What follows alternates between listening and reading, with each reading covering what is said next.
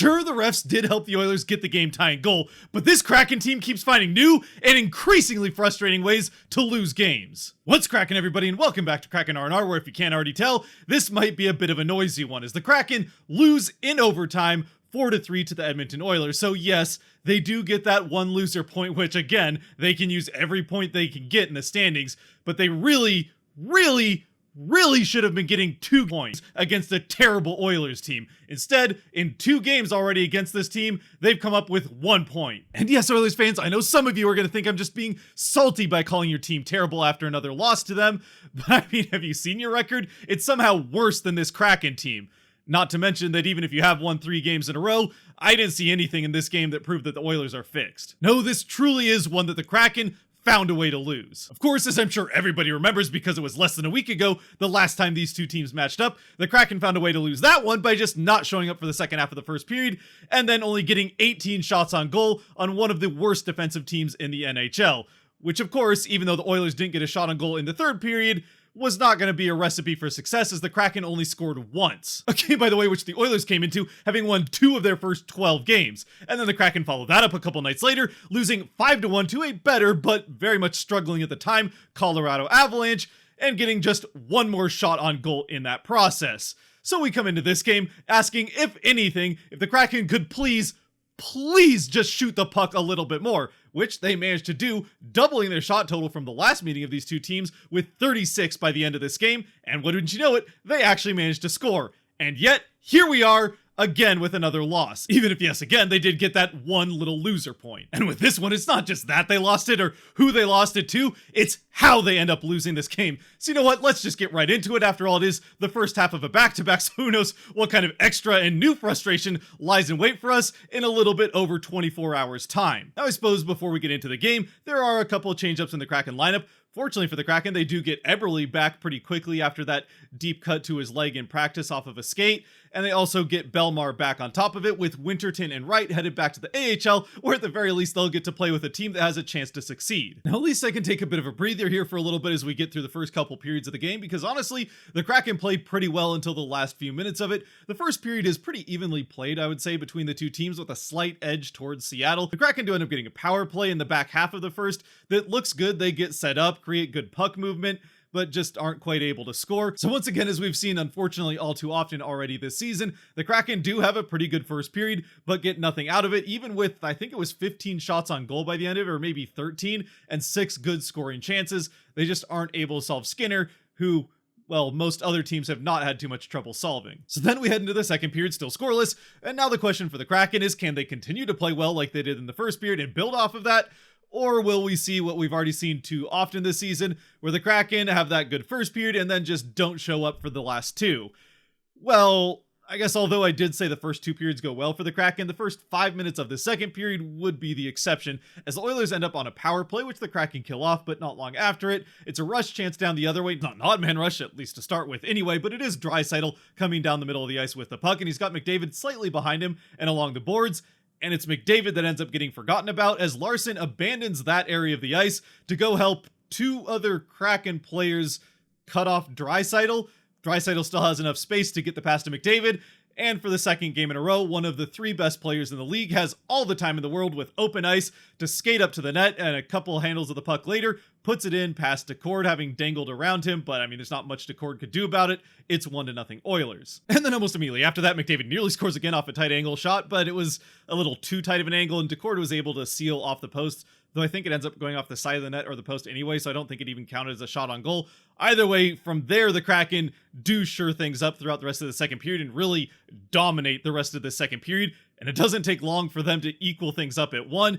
Off of a rush chance back the other way, actually, Eberle gets a shot off on net, which Skinner makes the save, but it goes off of Skinner's pad and then off the shin guard of McCann and into the back of the net. McCann finally getting back onto the score sheet after going through a bit of a cold streak following a couple of dirty hits that he took. He managed to stay healthy, but wasn't able to get on the score sheet until finally here he gets another goal. Even if it was off a bit of a lucky bounce, or not a bit, it was a pretty lucky bounce for McCann, but let's be honest, the Kraken have been way overdue for a couple lucky bounces, and McCann was at least in the right place at the right time to help create that luck for himself. Things do not stay tied for long though, as the Oilers start to show off their famously well, Oilers defense. And a couple minutes later, the score is no longer tied as the Kraken maintaining the pressure. It's done with the shot on net, tipped in front by Bellemare, right back in the lineup. He's right back on the score sheet, and I say back on it. It's his second goal of the season, and first at even strength, the Kraken have the 2-1 lead. And not only do they have the 2-1 lead, but they also now, about halfway through the game, have nearly the same number of shots on goal they had through the entire game the last time they played the Oilers,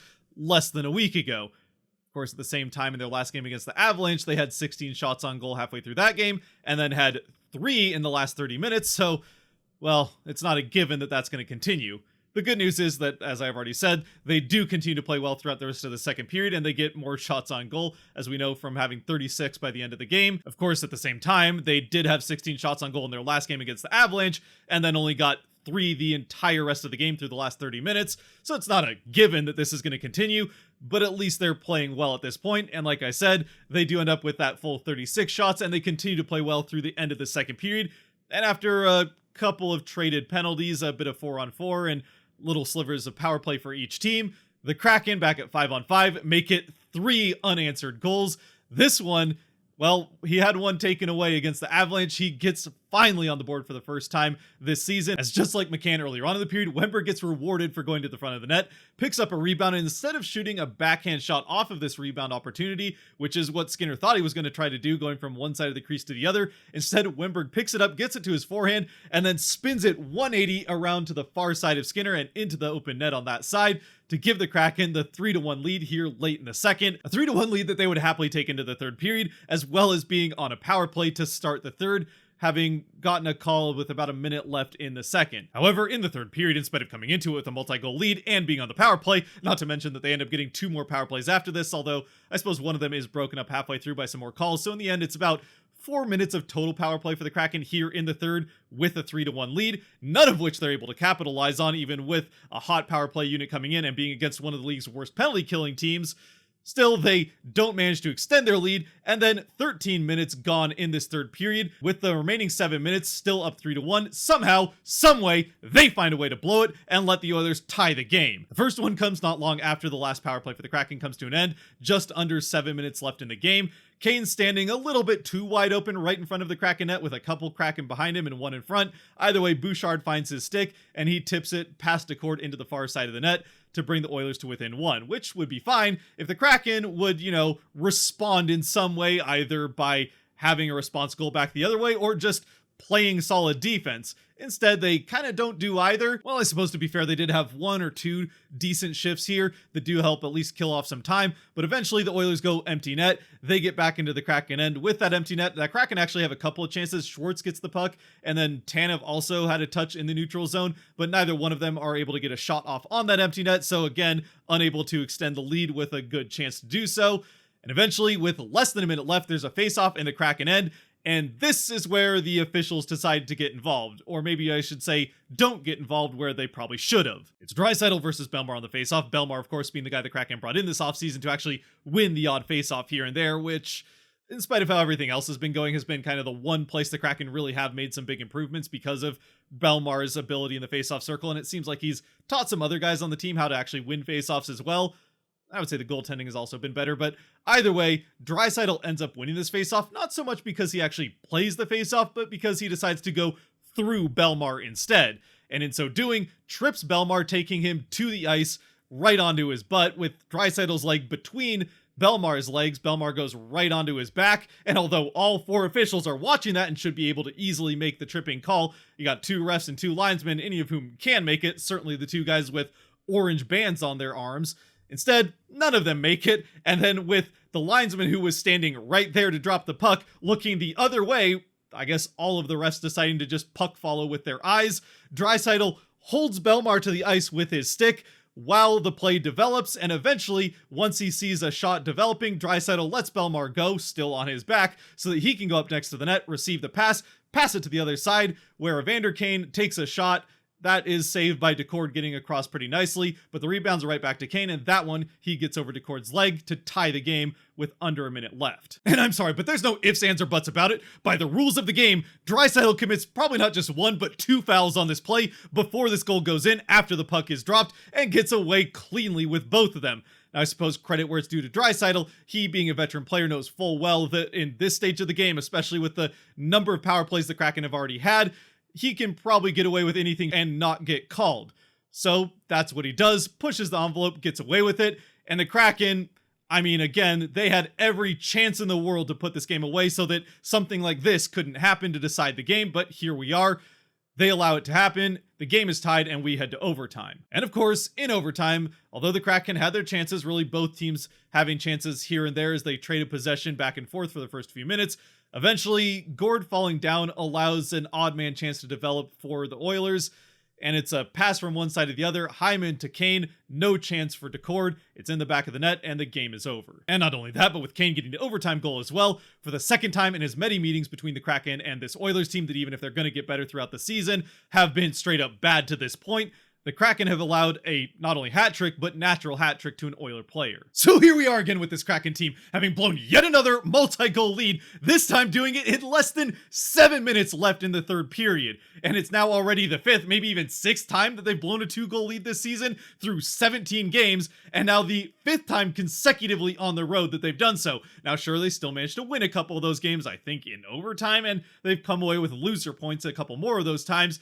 but you cannot continue to get multi-goal leads, whether it's 2-0, 3-1, whatever it is, and then blow them and expect to have any chance of making the playoffs or getting anywhere near them by the end of the season. Heck, at this point, I don't even know if it's worth talking about getting to the playoffs because the way this team is playing, there's not a hope in the world that that's going to happen because they go between scoring 1 goal in a game with less than 20 shots, and then even if they do finally start scoring and getting some shots on goal, you can't even feel good about them having a multi-goal lead because they're probably just going to blow it. And sure, for a final time, it might be extra frustrating this time around because of how the Oilers scored that final goal with the 1, maybe even 2 missed calls on Draisaitl right off that faceoff. But honestly, I don't even care if the official had picked up the puck himself and then thrown it in the net and called it an Oilers goal. The Kraken should never put themselves in a position where that was the game-tying goal in the first place, because even if you put aside how bad the Oilers penalty kill is and how hot the Kraken power play has been, they had 5 opportunities in this game on the power play, 3 of them in the final period, and even if a couple of those were broken up midway through by other penalties, well, in the first place, you probably shouldn't be taking penalties while you're on the power play, but when you have that many opportunities on a power play with a 2-goal lead in the third period, you have to at least capitalize on one of them, or at the very least, continue to play good defense off of it and use it as a way to build momentum. Instead, the Kraken did none of that, let the Oilers get desperate and play their way back into the game. And you know what? For that matter, we've talked about in the game against Edmonton, the game earlier against the Oilers, and now in this one, about how those teams are desperate, needing a win with terrible starts to the season. I don't know if anybody on this team has looked at the standings, but the Kraken should be playing desperate hockey themselves. Instead, they look like they're, I don't know, the Boston Bruins or Vegas Golden Knights with all of the games in hand in the world and points to just do whatever they want and blow these leads.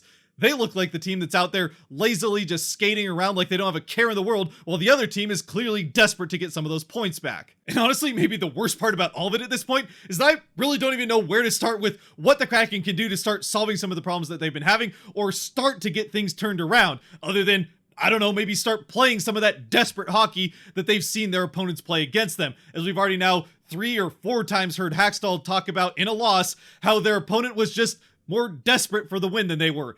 I'm sorry, more desperate for the win than you are? Again, have you not looked at the standings? You're now 5-8-4. Sure, you got a few extra loser points there that some of the other teams don't have, but you still won 5 of your first 17 games in a season where most people expected you to make the playoffs and at least get close to the 100 points that you had last season. Instead, you're on a fast track to being as bad as you were in the inaugural season. And as far as how they've been losing these games, well, we did just spend a good chunk of the last R&R after the Colorado game talking about how it might help this team to start finding a way to shoot the puck a little bit more than they had, off of back-to-back embarrassing losses at home where they shot the puck 18 and 19 times with a 1 goal in each game, getting to a season total already of 7 games where they'd scored 1 or fewer goals, in which they had a record of 0-6-1. Now, again, they did do better at that in this game and actually improved on what we asked for with 36 shots. They had 3 goals, and coming into this game on the season, when they'd scored 2 or more times, they were sitting at 5-2-2. So if they could start scoring at the rate that they did last year, well, that is the type of record that would get them back towards the playoff team that we saw last year. So of course, what do they go and do? They score 3 goals in 1 period, mind you, and then carry a multi-goal lead into the final 7 minutes of a game against a team who came into it with fewer wins than they did and still found a way to blow it and lose it in overtime. So I suppose their record is now 5-2-3 when they score multiple goals, which is 13 points in 10 games, and that kind of pace probably does get you into the postseason if you score multiple goals in every game.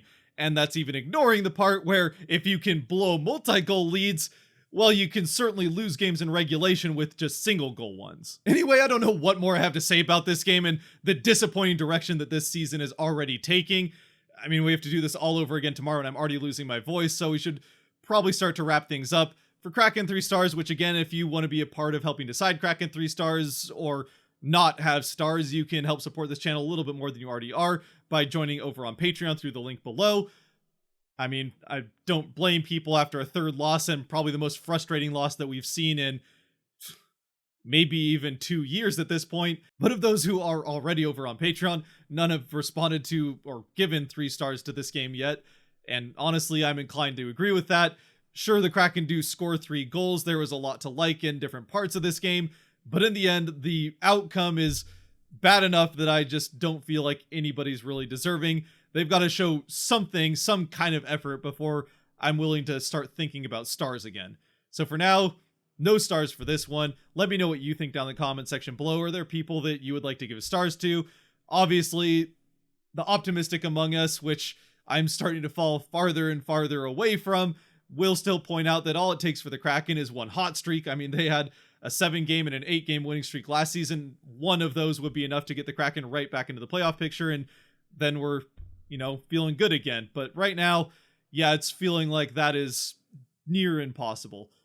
Anyway, let me know what you think down in the comments section. If you have made it to this point, as always, thank you very much for watching. And I suppose if you like hearing me rant and rave after frustrating Kraken losses, like and subscribe and all that good stuff as well. Until next time, stay safe out there, be good to each other, God bless, and go Kraken.